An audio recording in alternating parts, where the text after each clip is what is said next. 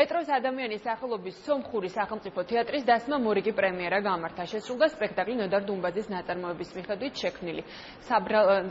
პრემიერა მარჯანიშვილის თეატრში გაიმართა. სპექტაკლი სომხურმა დასმა ქართულ ენაზე შეასრულა. კულტურისა და ძეგლთა დაცვის მინისტრმა წარმოდგენის დასრულების შემდეგ აღნიშნა, რომ სამინისტრომ სომხური დრამატული თეატრის რეაბილიტაციისთვის თანხები უკვე გამოყო და სამუშაოებიც უახლოეს პერიოდში დაიწყება.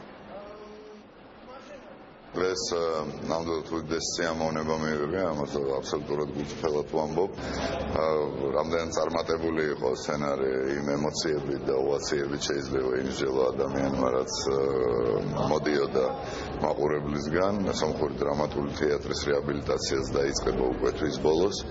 უკვე დაიწყება გამოცხადდება ტენდერი ფიზიკური სამუშაოების შესასრულებლად და ეს მართლაც ძალიან კარგი დასის, უმალე ფინანს დაიდებს საკუთარ შენობაში. ეს იყო უზარმაზარი პატივისცემა ჩემი დიდი და უსაყვარლესი ძმისა და მეგობრის დიდი მწერლის ნოდარ დუმბაძის შემოქმედების ერთი ურწყინვალესი ნაწარმოებისა და რა თქმა უნდა მოხარული ვარ მე.